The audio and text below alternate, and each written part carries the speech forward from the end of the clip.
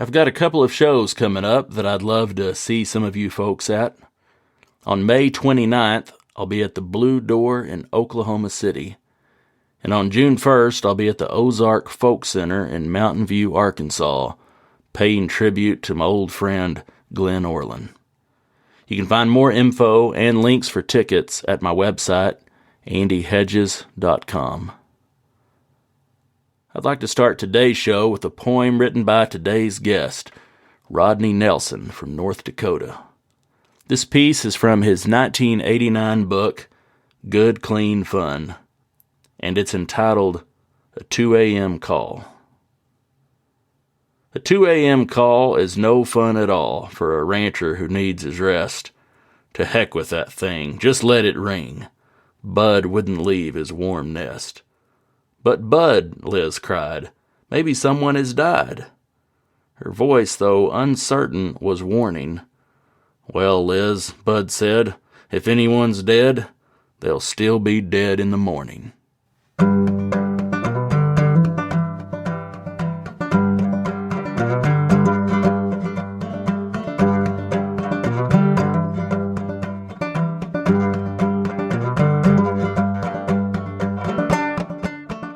Howdy folks, this is Andy Hedges, and you're listening to Cowboy Crossroads. On each episode, I interview a different guest and ask them to share stories and discuss music, poetry, and culture from the working cowboy west and beyond. My guest today is Rodney Nelson. Rodney is a rancher, rodeo cowboy, and a poet. I sat down with Rodney in Elko, Nevada during the National Cowboy Poetry Gathering and recorded this interview. Here's Rodney Nelson. I came from the Mouse River Loop in North Dakota. Mouse River Loop the Mouse River comes from Saskatchewan. It's a Souris River in Saskatchewan. Souris, I think, means mouse in French. But it comes from Canada and it makes a circle and goes back up into Manitoba. It's the Mouse River Loop. I grew up 40 miles from Canada. So I'm in that wonderful zone from Cutbank, Montana to International Falls, Minnesota. That's the coldest place in the United States. So I'm proud to say I came from there. And I grew up on a ranch on the Mouse River Valley at Towner, North Dakota is where I grew up. And my dad had a ranch there, and we were not farmers at all. It was just... But it's a different kind of ranching because it's small acreage compared to, Wyoming or Texas or New Mexico or those kind of places. But so we had a cow herd. I grew up that way. My brother was a fanatic about riding anything that bucked from the time he was a little kid. So rodeo was always an important thing to my family because of him. And by the time I'm 4 years old, I'm pulling his ropes and opening gates for him so he could practice riding bucking cattle. And we grew up that way. And then he forced me to ride these calves. So from the time I was 7 years old, I've been paying entry fees, and I continue to. Rodeoing is probably the least productive thing I ever did in my entire life.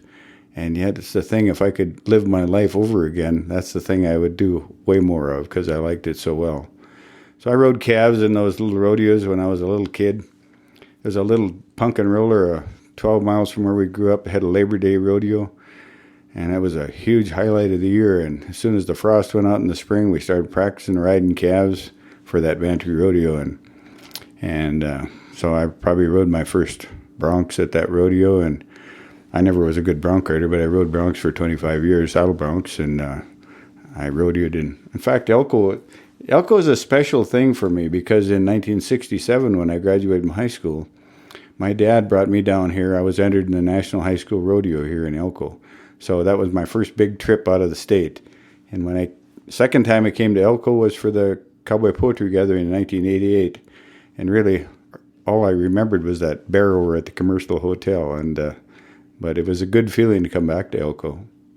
And for most of us, I was just an amateur bronc rider, but for most of us, if you can win your expenses back, well, you think you're successful. But it was just part of my what I really liked to do. And when I went to college, I made the qualified for the National Collegiate Finals rodeos in Bozeman, Montana. And I kept on riding broncs. I never made the pros, but I tried it a while, and I went to lots of them. Then they had a North American Rodeo Commission, kind of a conglomeration of amateur associations that had a national finals in Gallup, New Mexico. And I went down to that in 1980. I took a girlfriend with me and came back with a wife. And so that's how I got married, I guess. I took her to that rodeo. And I kept on rodeoing for a while. I went to the National Senior Pro. They call it's the old time. It used to be the Old Time Rodeo Association, Old Timers, but it's a National Senior Pro Rodeo Association. I went there the first time in my 40s, and I rode broncs and bulldog there. So I went there, and then I never went to any rodeos for years. Did some team roping, and when my son got in high school, I got the bug again. So I never was a good steer wrestler, but I thought, well, that's what old people can do. So I started steer wrestling in the old timers, and I went to the senior finals, National Senior Pro Rodeo Finals many, many times as a steer wrestler. Like I say, you didn't have to be too good at it because the competition wasn't that tough, but it kept me competing and made it was something I really liked to do. And I never was a good steer wrestler, but I think I was 56 years old or 57. I actually won the steer wrestling average at the national finals there, the old timer finals, which was a pretty good lick for me. I'd never won a bulldog and buckle in my life till then, but I did that till I lost an eye, I don't know, 5 years ago to cancer, and since then I haven't bulldogged any steers since then, but I still rope in the amateur rodeos in North Dakota as an old man's breakaway roper, which my daughter says is a girls' event for old men. So I do that. Keeps you competing, and it's competitive, and it's hard to win anything, but it's fun to go. So I still got my finger in it.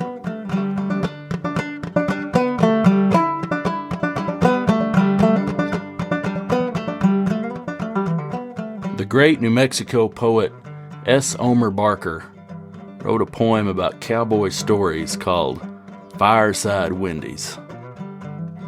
Now, cowboys around the fire at night, they tell it wide and high of broncs they've rode and gals they've kissed and other days gone by, till by the time the fire goes down and all hands hit the straw, they've rode more broncs and kissed more gals than a cowboy ever saw. To me, there's no better stories ever than cowboy stories. And of course, in my case, the old rodeo cowboys stories are the greatest I've ever heard. And they had what they call in North Dakota the six-pack, and who were six guys that were nationally prominent rodeo cowboys from the 50s and 60s. And there was Jim and Tom Tesher and Dwayne Howard, Joe Chase, Alvin Nelson, and who was a world champion bronc rider, and Dean Armstrong. And I was fortunate enough to know all of those guys were my childhood heroes that became my good friends. I knew them all well, except for Joe Chase, who was a great, great Native American bronc rider, but he moved to Colorado, so I never was around Joe so much. But the rest of them became not only good friends, but special kinds of friends, and they were wonderful storytellers. These were guys that back in the 50s, they'd go to the Garden, the Boston Garden, and they were there for 28 days during that rodeo. So they got into all kinds of wonderful mischief, and they could tell the stories about the Casey Tibbses of the world, or these great bronc riders from all around the nation. And you could sit there and be mesmerized by their stories. They're wonderful storytellers, and I'm sure they developed that storytelling ability by sitting around with all that time to kill at all these rodeos. So there's nothing better for me than to run into a good old-time rodeo cowboy. And I got to know a number of them. Benny Reynolds, he's from Montana, and young guys don't even know who Benny was, but he's an all-around champion, PRCA all-around champion, RCA champion in 1961, I think it was. And God, Benny and I got to be good friends. He was an outrageous storyteller and a great guy to be around. And I got to know various guys from around the country and I just love to to have an opportunity to sit down and visit with those guys. It's fun, a lot of fun. One of the most famous names in rodeo was Casey Tibbs, and they would tell stories that outrageous things Casey had done. I can remember lots of things I told about Casey Tibbs and mischief that he got into, but it's just not the rodeo cowboys. There's a ranching mentality that's different than a farming mentality, and so farmers took their pride in their machinery, and ranchers took their pride in their livestock, and their stories tend to be more fun. And even when I grew up, the old guys, like my dad, he was a farmer as a kid, and but they farmed with horses. And when they made the transition to tractors, my grandfather was out of his element. He was a cattleman at heart. And when I was 2 years old, they bought the ranch at Towner, and so we were always ranchers, not farmers. But ranchers are more fun to be around.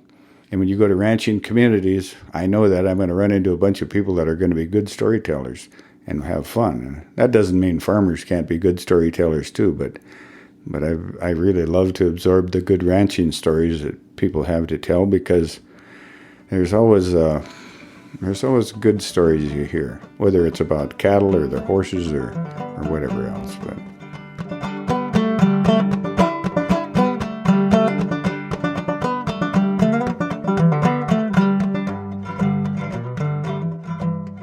see, where I grew up, you have to be conscious that there's going to be, from mid-November till end of April, it's going to be a lot of severe weather. It can be nice weather in between, but it's going to be froze up, and if you're going to be a rancher, you have to feed those cattle. So part of our lives, whether we like it or not, is putting up feed. And I grew up in the Mouse River Valley, where there was tremendous amounts of wild hay that was put up, and everybody was a little rancher there. When I was a kid, most ranchers in that area had from, up to 150, 200 cows. The big outfits there might have had 400 or 500 cows. And of course, nowadays, farmers all over the country raise 600, 700, 800 cows, which was not common when I was a kid. But there was a lot of feed to put up, and a lot of your summertime was spent trying to get enough feed scraps together to get your cattle through another winter. And once it started freezing up and the water all froze up out in the prairie, you'd have to bring them in and feed them all winter long. So I grew up, which not too many people did anymore, but my dad always had a team of horses, and we had a 10 by 20 bobsled, and we'd harness that team and go down on the river bottoms there, and Dad always had a tractor sitting down there that would have to start. We'd start it up. We had loose haystacks, and we'd load those bobsleds up with as much hay as you could pile on there, and haul that hay into the cattle and pitch it off with a pitchfork. And most people soon got tired of that, but I never did. I liked that, and I did it as long as my dad lived, and I was on the ranch with Dad. That's why we fed our cattle. And the round bale ruined that type of feeding, because it's hard to handle round bales with horses, and you can't do it very fast anyway. They do have machines you can pick up one bale at a time and drive out, but you'd spend all day driving around just to feed a little bit. So that kind of people that had square bales, of course, it was convenient to feed them with a team, and we had loose hay, but I miss that. I really do. I like that. I still like to drive horses, and I can't quit that. I no longer have a team, but I have saddle horses that I can hook up and drive, and I have to do it once in a while. I just have to do it. Just 3-4 days ago, I had a horse there. He's a broke horse, but he'd never been hitched, but I got to hook him up, see. So I get him harnessed, and I get him out there. I got a bobsled along the corral fence, and they don't want to step over the pole. They don't know anything about being driven, but I finally get him hooked up by myself, and I'm just ready to step on there, and the one that's supposed to be the better one broke, threw a little fit, and fell down on the bobsled tongue and broke it in half. So that was the end of my sleigh riding that day. But I'll have to hook him up again when I get home, and probably drive some others. I still have to do it. Had your parents been in that country a long time? Well, yeah, both my folks were born in North Dakota, so my dad's folks were at mine. Dad was born in 16. Well, both my folks were. They were born in 1916, so they'd be 103 years old now if they're living, but of course they're gone. But Dad grew up on Dad was born south of mine on a farm, but they always had a few cattle, and that was my grandfather's joy, was the cattle, really, but they farmed a bit. But he was a horseman more than a farmer, and when he got a chance to be a rancher, well, then they switched to that. My mother was from further east, and my grandfather, Ole Olson, on that side, he came to North Dakota to work on a railroad. He was born in Wisconsin, but he took a homestead at New Rockford, or near there, and I suppose he was born in 72, so he probably homesteaded in about 1891 and farmed there, and so my mother grew up over there. He was kind of a politician. He didn't get married till he was 40, and he married a 20-year-old and had 10 kids after he was 40. And he was he got involved in politics, and he was even a governor of North Dakota for a few months one time during a little political upheaval in North Dakota. So he was I hardly knew him. He was, of course, when I knew him, I was probably 4 years old when he died, and so he was in his 80s, when I was just a little kid. But my other grandfather, I didn't know him very well either, because he died when I was only 3 years old. He was the cattleman, but he came down to the ranch that day and was out in the corral sorting cattle and had a heart attack and died out there. But I always wished I could have known him better, because he was the horseman, and he was that was his passion in life, was his horses. It seems funny, he came from a farm in Minnesota, moved to North Dakota in 1914, and my dad was he was kind of a quiet guy in a way. He had a wonderful sense of humor, and he was a natural public speaker. He was the kind of guy that measured his words. He did not talk flippantly like I do. He could think on his feet, and was a good speaker and well respected by everybody. Very decent kind of guy. I never saw my dad ever do anything crude in his entire life of any kind like that. He was a cattleman, and he never ever made any boast of being a cowboy. But I never saw Dad do anything on foot that he couldn't do on horseback. But he never swaggered around and made claim to being a cowboy. But we handled our cattle on horseback, and of course drove the teams all winter, and so I was always around horses. My mother was she was always involved in some kind of activities. She was a great public speaker too. She got credit for being the better public speaker. She was short, but had a commanding voice, and my mother could walk into the United States or Congress and make them guys shut up and listen. She had that kind of a presence to her, even though she had a powerful voice, and she got the credit for being the speaker. But I think my dad was probably better at it, and like I say, he could think on his feet. But my mother loved poems, just loved poetry, and I've got some little books at home, and she had kept written down her favorite poems from the time she was a young girl, and before she ever married my dad, and it might be poems like whatever, that she liked. She'd write them down, and I have those old notebooks of her. They're really neat, beautiful handwriting, and so whenever she spoke somewhere, there was going to be a special poem that she could incorporate into her talk. And even Mom, my dad died when he was 67, so I've outlived my dad, but my mother lived to be 97. And I remember coming in there we were a couple of guys, and we went to a couple of rodeos, and this is just, I don't know, she died 5 years ago, so I suppose a little more than that, but Mom was probably 94 years old. We came through town, and I said, or through Minot, where she was in a nursing home, or assisted living place. I said, let's stop and see Mom a minute. So, and one guy had mentioned, went along all the abandoned farmsteads through North Dakota, and he mentioned that, all those abandoned farmsteads. And so when we got into Mom's room, I said, "Mom, tell John, recite that poem, The House with No One in It." So she just immediately rattled it off. It's a long poem, and and she'd do The Village Blacksmith, or she had so many poems, a famous North Dakota poem called A Letter Home, and she could recite one poem after another by memory, even without thinking about it. She could just do that. So I suppose that's why I certainly was influenced by her love of poetry, is why I ever started doing anything like that myself. But I mean, she was like the Sunday school superintendent, or she was on the local farmers union something or another, and she would be at a meeting, and then my mother was an entertainer. I forgot to even mention that. she was Norwegian, of course. My dad was Swedish, Mom was Norwegian, but she could speak with a very thick Norwegian dialect if she wanted to.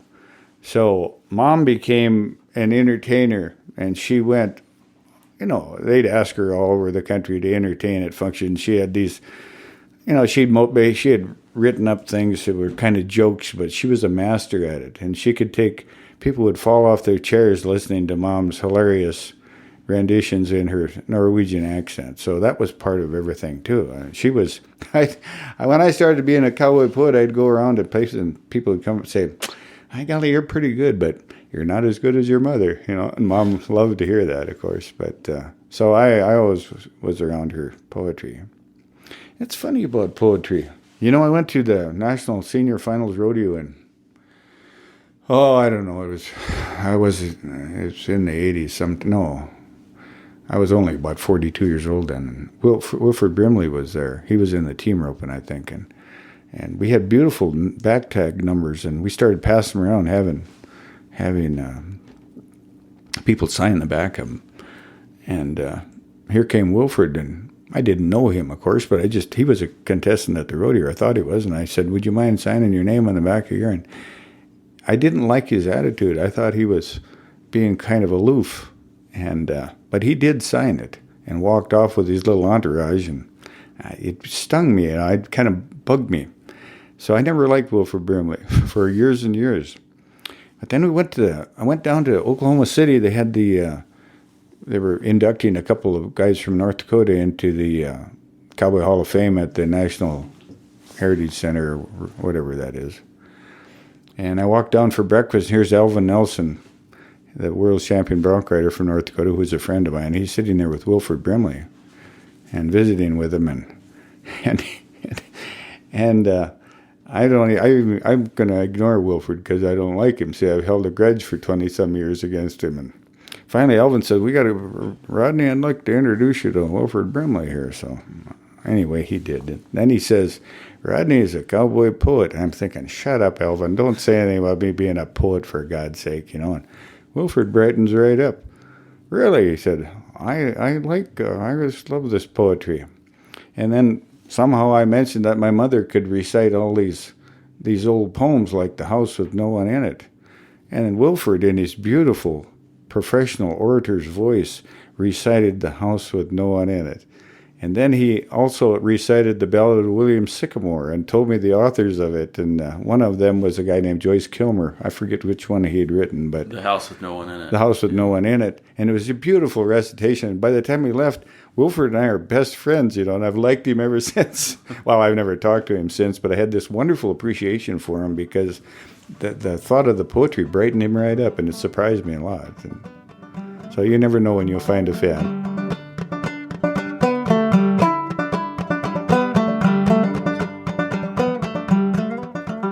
My friend and the great songwriter Andy Wilkinson said this about the power of music. In the physical world, the power of music is unique. Any individual note is experienced only in the present instant, but cannot exist without the implied note that comes before it and the implied note that follows. Music alone is past, present, future. All in one moment, each note the universal story, reduced to the irreducible part. Well, 5 years ago, they discovered I had a malignant tumor in my right eye. So I have to go to the Mayo Clinic in Rochester, Minnesota. So we get down there, and there's a grand piano on the subway level of the Mayo Clinic there. And there's a sign on it that anyone can play this thing, but you're supposed to play soothing music. And my wife is a piano player, and boy, she wanted to get her fingers on that piano in the worst way. And they got a guy there that's playing dead stuff, it's stuff that it did not inspire me at all, and it didn't inspire her either. But finally the guy gets off the stool and she gets her chance to play. And immediately I can't tell you all the songs because I'm not a musician, but she played like Let Me Call You Sweetheart, or maybe she played the Home on the Range or the Red River Valley, or a bunch of snappy old time, maybe Sioux City Sue, or all kinds of snappy tunes from more older type of stuff. And she picked up the mood of the whole place there. Hundreds of people came by that had been shuffling along. There's sick people everywhere, but their heads perked up and their smiles opened up. They'd come by with thumbs up, and just, she was just like the hero of the place, and the whole mood changed. And I'd come down the hallway, from some appointment. I could hear the Home on the Range coming through the halls, and it sounded so neat and so whatever. But as she was sitting there playing, here came a young lady, wheeled an old man up. And Terry, my wife likes old people anyway, and she said, "Excuse me, sir," she said, "do you have a favorite tune I could play for you?" And his daughter said, "I'm sorry," she said, "my father has Parkinson's disease, and he hasn't spoken a word in the last 2 years." Well, she said, "Did he have a favorite tune?" Oh, she said, "My dad loved the Blue Skirt Waltz." So my wife knocked out the Blue Skirt Waltz, and the old man sang every word perfectly on key, And his daughter stood there with tears pouring on her cheeks, and she said, "Oh, God, I wish I'd recorded that." And Terry said, "Excuse me, sir, let's do that one more time." So he did. He sang it again, and when he was done, he just retreated back to wherever he came from, and it was over. But it was a special moment, I'm a bullshitter and try to be funny, but you can see that emotional things are not good for me. I'm not a good sentimental guy because I'm a baller, and my dad's the toughest man I ever knew in my life, physically and strong and everything, but he was that way, he'd get around something that was sentimental, and he'd be tearing up like I'm doing.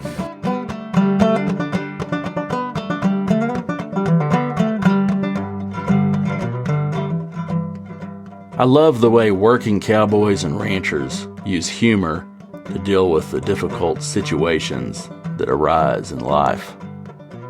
That certainly characterizes some of Rodney Nelson's poetry, and in the introduction to his 1989 book, Good Clean Fun, he said this: "This book of stories and rhyme is dedicated to all good people of the prairie who realize that humor can make most any situation bearable."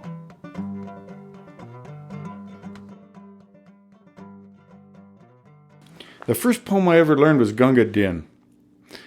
I was probably 18, 19 years old. I had a college roommate that he liked Gunga Din, and he'd recite Kipling's Gunga Din. And I liked it, so I found a book with it in it. And I was actually hauling coal one winter for my dad's furnace. And I'd take a book along, and I'd learn a verse, and then I'd learn another verse till I learned Gunga Din.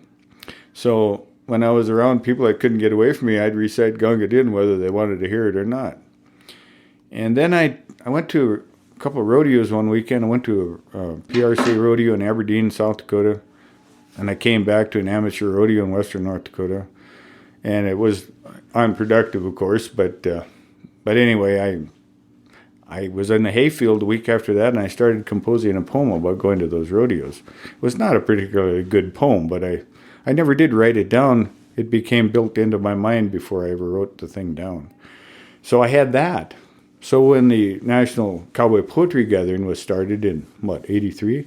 85. 85, yeah, 85. The folklorists went around to people in North Dakota, like the North Dakota Stockmen's Association or the rodeo associations, the NDRA, or do you know anybody who does poetry? Well, they say, oh, Rodney Nelson does, you know. So they came to me and called me or came out and interviewed me. And I said, I don't have anything that would be appropriate for that. I don't know anything that's any good. And I didn't really know much about classic cowboy poetry, like Kiskadden or Badger Clark or any of those guys. And I said, nah, I won't do that, you know. So that was the end of it. But Bill Lohman started the North Dakota Cowboy Poetry Gathering in 1987. And he went through the same channels, and they said, well, Rodney Nelson can recite some cowboy poems. So he called me twice. The first time I turned him down. The second time I said, all right, I'll come over there, you know. So I wrote a couple poems that I'd be very ashamed of today. And I did it was strange, but when I was in my late 30s, I could walk down the street, and I'm a big guy, you know, to a lot of people, but people would stop me and say, anybody ever tell you look like Roy Rogers? And all I'd have to do is squint my eyes, and they'd just laugh. And, you know, but I went through that phase, so I wrote a little deal about looking like Roy Rogers, which was very simple. And, but it always worked any place I went. But when I did my poems at the Medora, I thought I would have to, I never did believe in reading to people if I could recite it. So I recited, or the poems I'd written, I committed to memory, and I stood up and recited them rather than read them, which made me different than most everybody else. I became like an instant mini celebrity in North Dakota. And a couple of weeks later, they asked me to go somewhere else, and I wrote a poem that I still use to this day. It's about the yard light deal, which a lot of people remember me for. And pretty soon I got a $100 gig that fall, and thought, well, I'll be darned, you know, that's pretty good, make $100. Well, in '88, I had 22 gigs because it was a new thing, and wherever I went, it was something no one had ever heard humor presented in a poetry form like that before. And so, and in the next year, in 1989, I had 66 gigs around the country, and I was starving to death in a drought, and it just saved my hide. I had to have a full-time job without this. So since then, all these years it's held together. It's not a big deal. I've never spent 5 cents advertising it. But even through this day, I'll get, you know, I might get 10, 12 gigs a year, and I charge way more for it than I used to. So, I mean, it's been, if without it, I would have had to have a job of some kind, you know. And so it's kept me from honest labor all these years. But I do a lot of things. I mean, that public speaking helps me out quite a bit. In the wintertime, I freeze brand lots of cattle. So I go around freezing my butt off doing this and make a few bucks at that. And I got a small cow herd. It's a 2-bit outfit, but I've got some cattle, and I broke hundreds of horses for years. When I got in debt far enough where I didn't think I could get out of it, I just quit borrowing money, and I broke a lot of horses. For a guy without a barn or anything, I had to break them in the summertime. And my son and I would roll out when he was a teenager. We'd get up at 5 and ride horses till noon, and then go do our haying in the afternoon. At one time, my son's name is Leif, and we had 17 colts to crawl on every day between the two of us. And I'd ride 10 of them, and he'd ride 7, and it was brutal to get that much done. And of course, you know, we did the best we could. I broke a lot of horses. 30-day wonders deal, you know. I never got into the high end of charging people a lot of money I never showed horses or did anything like that. But I did the 30-day wonders, you know, bring me a lot of pretty ordinary horses I broke. But so I did that. I don't know how many horses I might have broke, but lots of them, you know, through the years. I haven't broke any horses. I only broke one since I got cancer now, but I started a colt a couple of years ago, and I haven't officially quit that, but breaking horses for the public is not an easy way to make a living. And I'm not a horse trader either. I hate selling anything. I'm not a dealer. I don't like that. So, but once in a while you got to sell a horse and get another one. And I bought a couple of colts last fall, babies, and so I'm sure that I'll be able to train them. I don't think I'll be too feeble to crawl on them next year, so hopefully I won't.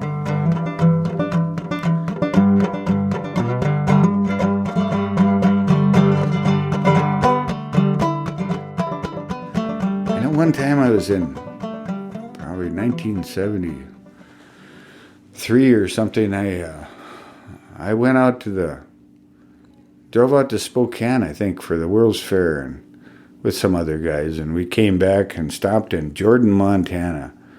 Just had to get a room for the night. We went downtown, and here's an old drunk cowboy there. He was pretty wasted, but he started reciting cowboy poems. Really, probably the first I ever heard of it, but they were dirty poems, but they were hilarious. And one after another. And I had never heard anything like that, and he said, "Come on over to my house. I'll tell you more poems." And I didn't want to go over to some old drunk's house in a town where I thought that was hardly appropriate, or what. I didn't know what I'd be getting into. I always kind of regretted it because he probably knew tons of stuff, and I know that he had died some time later, and I never got a chance to visit with him again. But he knew that stuff. So every once in a while, there probably was like an old bachelor, hired hand somewhere that probably learned those things for their own amusement. But I probably always knew somebody that knew some kind of a poem, but I can't say it was ever a big thing and that I knew about, and I probably wasn't just exposed to it too much till I got to the poetry things, and then, well, that changed everything. I get down here. The second year I was here, the Australians were here.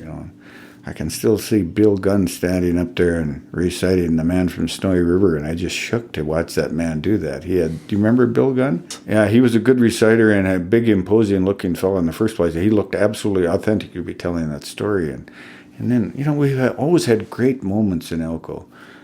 Great moments you never forget. And I remember one time Patsy Montana was up in her 80s, and she got up on stage and sang, "I Want to Be a Cowboy, Sweetheart," and it just sent chills through you. It was just wonderful, and we've had so many wonderful, special Elko moments, you've been on those shows, and where every once in a while you hit one that people leave there stunned. They can't believe what they saw. And there are times when people have left shows in Elko that probably was ranks amongst the best entertainment they ever had in their lifetime, even if they were able to pay money to see the big-time entertainers. You've been on the shows. You've been on the shows where people come up and say, "Wow, that was amazing," and sometimes it surprises you.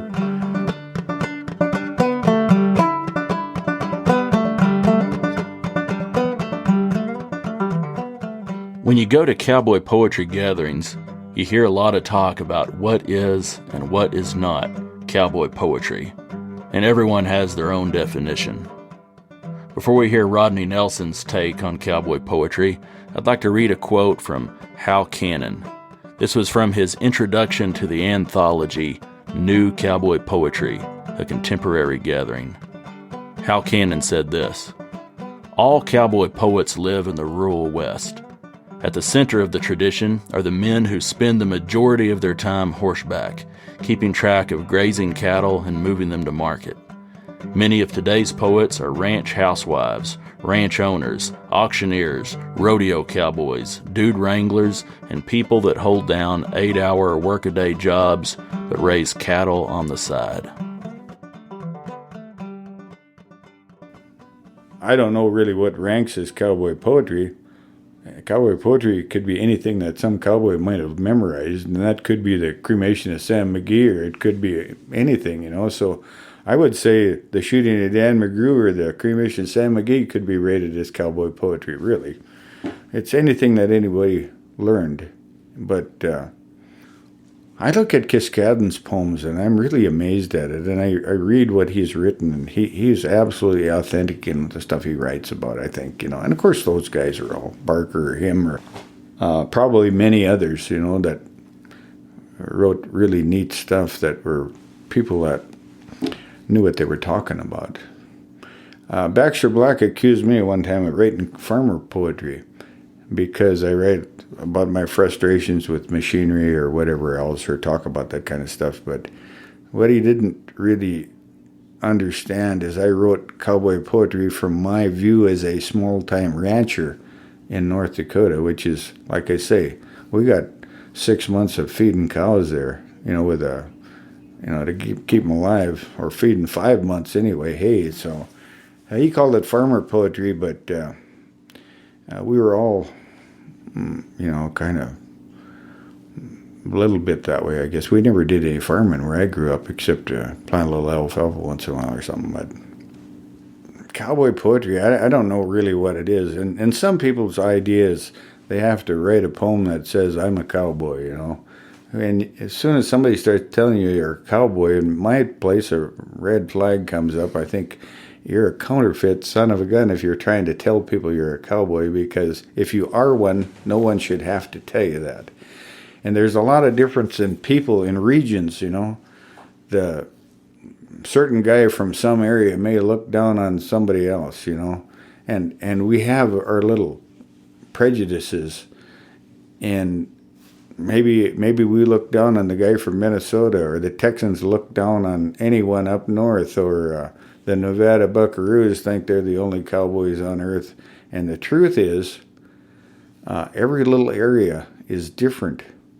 I grew up in a small ranch that was full of bog, mud and stuff, and we rode horses because it's the only way you could cross that stuff and handle cattle on it. But I could take somebody from an arid region that would really be lost in the way we handled cattle. The guy from Texas on the high plains would be a very different cowboy than the guy that came out of the bush. But the guy from Louisiana that's down in the muck, in the bayous, he's a different kind of cowboy, or the Florida guy is. And anybody that's a little proud, or, what's a cowboy? The guy who's got a hat and boots and goes to a square dance, or puts his spurs on and goes to a dance in town, or the horseshoe guy. Like, we might have made fun of the horseshoe guys because we're rodeo people, so we'd kind of look down on a horseshoe guy, but the real cowboys are really the guys who raise cattle, and it's going to be different from one part of the country to another. And I think the best cowboy where I grew up, best little hand there, he was a little old man. He was a great guy and full of humor and fun. He always wore lace-up shoes and a pair of bib overalls and a striped cap, but he could outride about anybody. And he grew up herding cattle out there, and he never made any claim of being any kind of cowboy, but he was capable, and I grew up around people like that were always fun to be around, and they were legitimate rancher kind of people anyway. And their stories, of course, are always wonderful stories, but they'd be about the old days and hauling hay in the blizzards and storms and the incredible cold weather, or different stuff that happened. And the cowboy stories are kind of the same in some ways from wherever you're at, but mostly it's the tragedies that are the fun things to hear about.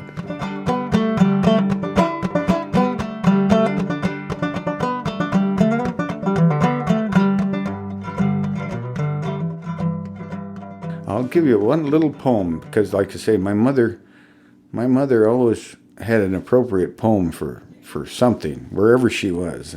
And I learned this poem from my mother, and I know that there's someone that should get credit for writing it, and I can't tell you their name, who wrote it, but it's called I Don't.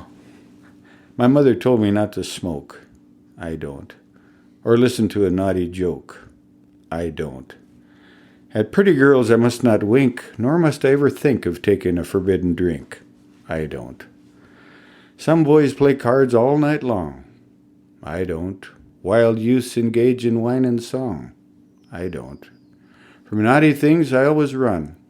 You wouldn't think I had much fun. I don't.